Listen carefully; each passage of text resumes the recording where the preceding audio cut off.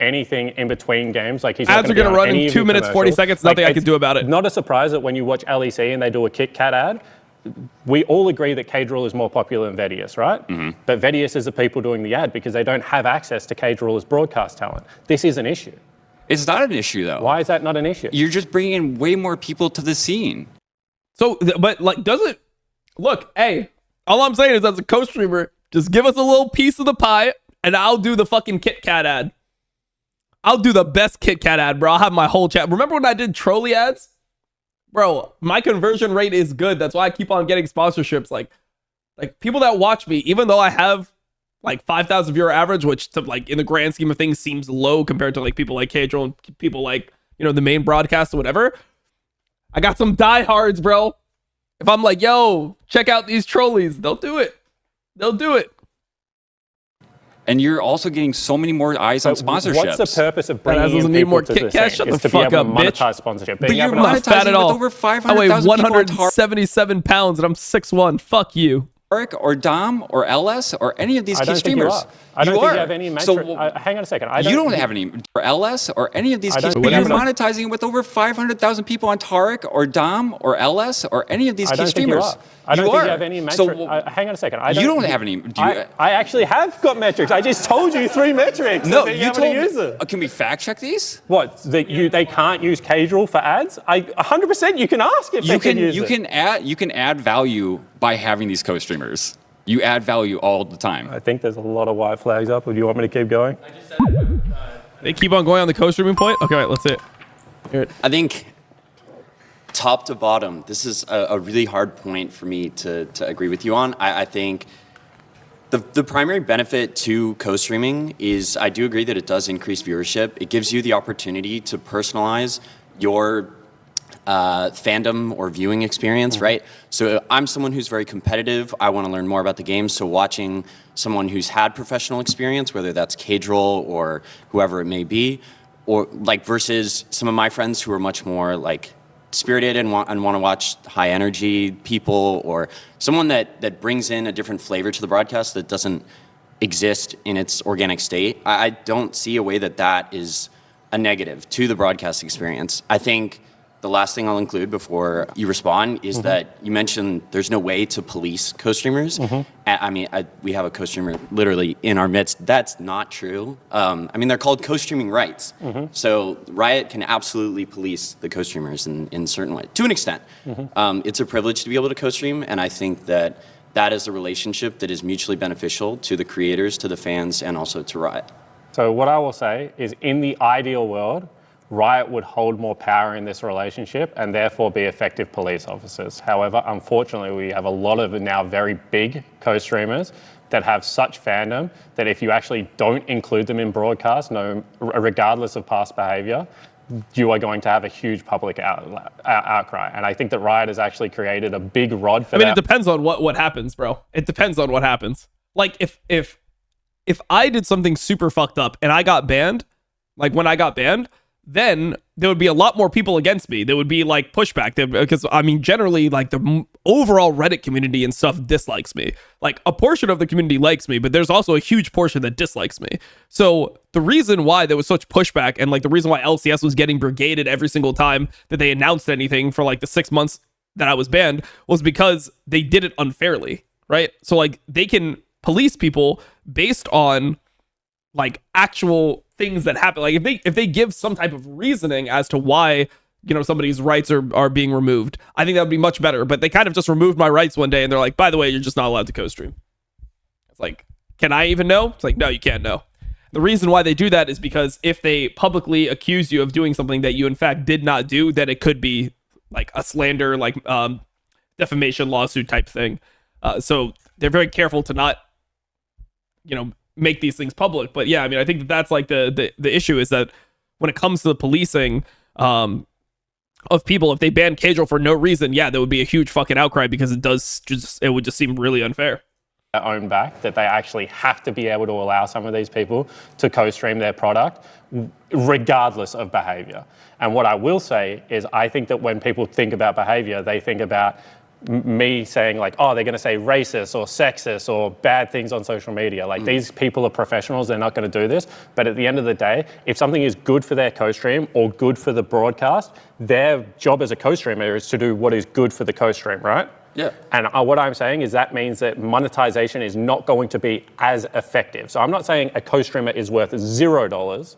I'm saying that a co-streamer is not worth $1 whole for a viewer per viewer, because when you're on a broadcast, as someone that was on a broadcast for 8 years, your whole responsibility is to make the broadcast the best product available. And that's no longer what happens with Riot Games products. You have a whole bunch of people that have majority of the viewership now. It's not even like it's like 50% of the viewership, it's like 70% of the viewership is controlled by co-streamers now, and their best interest isn't in making the Riot Games broadcast better. And if people think that that actually doesn't hurt monetization, people are morons. In saying, is it a more enjoyable broadcast experience? Absolutely. The fact that you can choose from multiple people to be able to watch obviously means that... I mean, to be honest, like, I think a big part of it is also just that there's not many pros, like former pros, on broadcast anymore, which it used to be the norm where you would have former pros on broadcast and people want to listen to former pros. It's the same way that they do it in the NBA. The reason why people tune in to Inside the NBA is because they have 3 former pros and 1 host. It's like a 75% ratio of pros to non-pros on that show. They want to hear from people that actually lived it than people that didn't live it. And right now, you don't have any pros on any real former pros on the LCS broadcast or the LTA broadcast. You have Kobe, but Kobe was a pro like really, really early. You know, like he didn't live the pro lifestyle for 5 years like I did, or 5 years like Cadril did, where you like, and also when you're a former pro, you know all the people. So part of the attraction from my stream was when I was doing the sack a lot, was I could bring in a bunch of pro players that I know and just like be like, oh yeah, what's up? Like how you fucking doing? They want that insight into the world that the main broadcast can't provide, because they chose to employ people that were, casters first, and not people that were like really smart, like top tier smart about the game first, over having the polished broadcasting talent. And I think that the way that it kind of works is it should be like the opposite, right? Whereas when you're approaching analysts, the priority should be, is this guy top tier at analysis? Not like, well, is he awkward on camera? Like, I feel like you can fix the other stuff a lot easier than you can take somebody who's, plat level or like diamond level in terms of knowledge and make them like pro level in terms of knowledge, Broadcasting experience is going to be more enjoyable. But what I would say is you can get a lot of that experience and enjoyment back by putting the S tier talent back on the main broadcast. I think that the best people within League of Legends... That's a fairy tale. That I don't think it is. Money-wise, Riot is never going to be able to match the amount of money that a co-streamer will make. They can. Do you know how? They go back in time and they never allow them to co-stream the games in the first place, so they would have earned $0 versus earning a salary. Well, the difference is that like maybe for some people that came up late, like Cadril kind of made his come up through co-streaming, right? Like through doing analysis and like being on the broadcast. But like for people like me, there was a trade-off. It wasn't like I had nothing I could do, right? Like there was coaching possibility. Like up until about season 8, I was getting consistent offers. Even though I had streamed for 3 years, I was getting consistent pro play offers to play, coaching offers to coach, and I had a stream on like the stream was what I was doing, and I was making good income. So no, it wouldn't have been the type of thing where it's like, oh well, I have to fucking co-stream, or sorry, I have to go on the broadcast because I have no other alternative because I'm co-streaming. Like that was the problem, is the people that would have been good enough to be on the broadcast were actually just streaming the game at the same time. So it's like they have something to compete with right there. So unless streaming didn't exist, if streaming didn't exist in general, then I feel like this argument would be better. But when it comes to like the trade-off, it's like it wasn't. Yeah, I mean, they would have actually had to shell out real money. They would have to shell out pretty much the same amount of money that they would have needed to shell out now, because I haven't really grown much as a streamer at this point. Like, there was that initial growth, but I haven't grown much as a streamer now compared to, back then. Like, I have still similar viewership, 4 or 5K average, just in there, maybe even a little bit less now. But obviously now there's also stuff that came with it. Well, since I have been a streamer for years and I've accumulated a certain amount of wealth, then I'm not as willing to ditch everything for just money. Like, I would need to make significantly more money in order to want to uproot my life and, you know, move to LA and do that type of stuff. So yeah, I mean, it's a different situation now. You know what? Randomly, you can't pick up an NBA game and start co-streaming it. That's not how the real world works. Of course. You don't own the broadcast, so you don't get to do it. So it's actually Cadril would earn $0 or Cadril would earn $300,000. I mean, again, as opposed to $300,000 to now the millions of dollars he makes. I am not going to sit here and tell you that Riot Games has not made mistakes in how they've managed this relationship. Okay, but however, I do think that there are ways that they can fix or improve it from where we are currently. I still think that there's a lot of ways that you can incorporate. Like, I work in the creator space, right? And so I am a big believer that influencers and creators are one of the, if not the best way to market yourself in today's day and age. And I don't think anyone's going to sit here and argue against that. Yep. I think there's a lot of ways that Riot could continue to improve the relationship that they have with the creators and the way that co-streaming. Did I prefer streaming over pro play for money or fun? Oh, money, 100%. I mean, it wasn't until season 8 that franchising came in. That's when people got big contracts. So up until season 8, like season 6, season 7, I was making the first season I streamed where I didn't even know how to monetize myself. I made 5 times the amount of money as I did the previous year, being a top tier pro in North America, being like all pro second team, going to like, I got third in both splits. You know, like I played like a 5-game series that we ended up like losing to go to finals. You know, like I was competing at like a real level. Like I was really competing, and I got paid a fifth of what I got paid the next year when I was like not even a great streamer compared to other streamers. So it just is what it is. That's how it was. Is used as a tool, but it is a net positive in my opinion. Yeah, so I think that we're in a situation now where Riot have to make it a net positive because otherwise the ecosystem is absolutely cooked. But I think that even if you ask the people at Riot if they could put Pandora back in the box, majority of people are putting that box closed instantly. I think that would be a mistake. I mean, we don't have to run in circles, but yeah.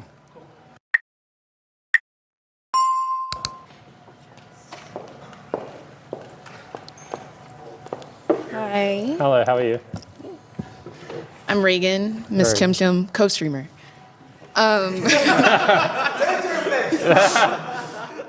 Basically, you're thinking of monetization only in the form of running ads? No, I'm thinking of monetization and the ability to be able to attract sponsors to a brand. Okay. What about in the form of like selling seats at a venue at Worlds, MSI? I have a different type of viewership. Like I got the girls, the gays, the theys, right? Yeah. This is The all girls, the gays, the theys. I like that. I like that. viewership that was probably not going That's like my viewership. to be watching the broadcast in the first place, but now they're coming out to MSI Worlds. I had people fly over to Europe last year for Worlds just to see the games. They're so ecstatic now watching these pro players after watching the co-stream with me. I have organizations like Gen G reaching out. They want to collab, Yeah, do queen. videos together because There we sometimes go, the guys. co-streamers offer a different type of value that is brought into the ecosystem outside of just ads and sponsors. There's other ways to make money through that. So first of all, I mean, the argument that I would actually, I'm going to have Spawn on Sackdown probably this week. And this is a great topic to hit. I would love to talk about this with him because I feel like I have points. I mean, obviously I'm a co-streamer, so I've done this for years. I think my main point that I would say is that Riot Games and the official broadcast has been historically horrible at selling sponsorships, and conversions have been the worst. Like there was stories that I know of products that they had that were products that were promoted every single day on LCS broadcast, and they had less than like 10 PCs sold in a year-long sponsorship. Whereas the co-streamers have much more influence on their communities. They have much more selling power than Riot Games itself, because the thing is, Riot Games has this like faceless it's like this faceless like corporate, like, oh, here, get this product. It's like, what the fuck? But I mean, there's just no connection with there's no reason that these people want to support Riot Games really, whereas they want to support co-streamers. I think that would be my main point that I would go, that I would bring to Spawn, and I would like to see how he responded to that. Really cool that you're able to have those opportunities. Like a lot of these like sponsorships, like, you know, like it was, I mean, they had like they've had car sponsorships on the LCS. It's like, how many viewers do you think are actually buying cars because of like LTA and LCS and stuff like that? It's pretty small. And you're able to bring a new audience to League of Legends. And I think that if more co-streamers, like what I would say is if majority of co-streamers bought a new audience, then I think I would be much more pro co-streaming. However, I don't think that what you do speaks to what the majority of League of Legends co-streamers do. And so what I'll say is that I think it depends. What I'm going to I think that like Cadril is the one who probably has the highest overlap, because it like a lot, there was just a day, there's a concept called like the tipping point, right? But there was just like a day where Cadril ended up having more than the main broadcast, and then it just like snowballed, and he just pretty much replaced the main broadcast in terms of viewership almost 1-to-1. But I think that a lot of like other people have different viewership. Like I know a lot of people have came to my stream and said, you got me into LPL. Like there was not that many people watching LPL, and I think I've introduced a lot of people to the LPL. So I wouldn't say that like my stream was people that would have watched LPL anyway, and like you know, like I just end up taking away from the main broadcast by existing. I think I did actually contribute to the scene, but because it was like, you know, a scene that didn't have much exposure. So I think it really just depends on the streamer and where they are in it. So yeah. So I mean, this is like, these are, I mean, I'm gonna have this conversation with Spawn, bro. Fuck it. I got my own show, bro, and this guy's gonna come on my show. It doesn't have to be a negative conversation. I mean, Spawn's like one of the homies, so I like Spawn. He's actually here. He watches LPL here quite frequently as well.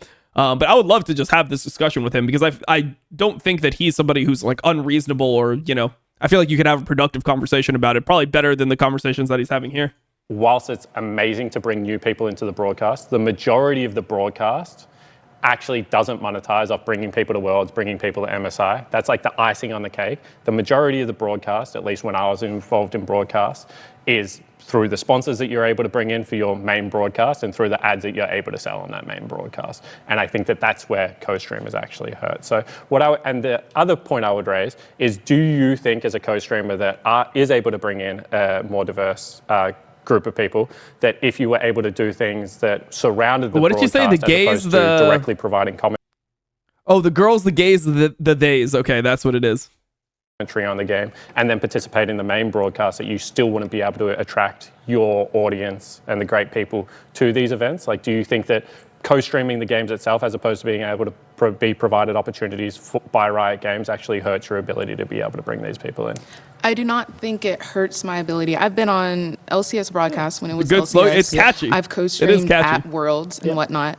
And whether I'm being paid or not paid, me being there brings in all of these new people. Yep. It would be so amazing if like just all of these people off of TikTok, off of all of these other streaming platforms, off of all of these other creators would just watch LCS or watch Worlds, but they just don't know of it. So it's just a different outlet.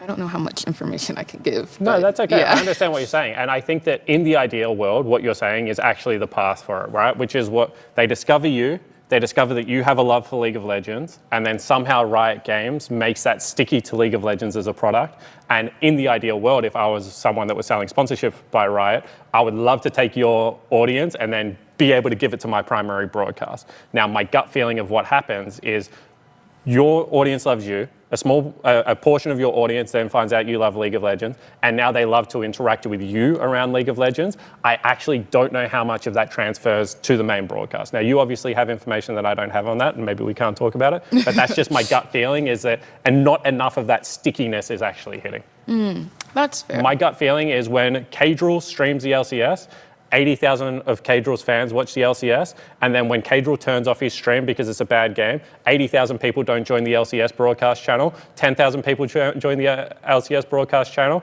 and 70,000 people go to bed with Cadril. And I think that's specific to LCS though. Like, to be honest with LEC, I think that if Cadril's not streaming, then the viewers, because I mean he has like missed games, and when he does stop streaming, the viewership generally does get dispersed amongst the rest of the community, like at a pretty high rate, like 75% of the people that wanted to watch LEC would still watch LEC as opposed to like people being like, no, I'm only going to watch LEC if Caedrel's on. I think that's terrible. But how often But for does LCS, it's different because his viewers normally don't watch LCS. The main ones that I think that have high overlap are the places that Caedrel normally streams, which is LEC and LCK. that happen? Very often with Caedrel, actually. He might tune in for a Team Liquid or a FlyQuest game, and then he'll be like, Dig is playing against Immortals. Fuck this shit, I'm out. Okay. I can't rebuttal that. But I do love what you do. Oh, thank you. So keep doing it. I love your pep talks. Thank you.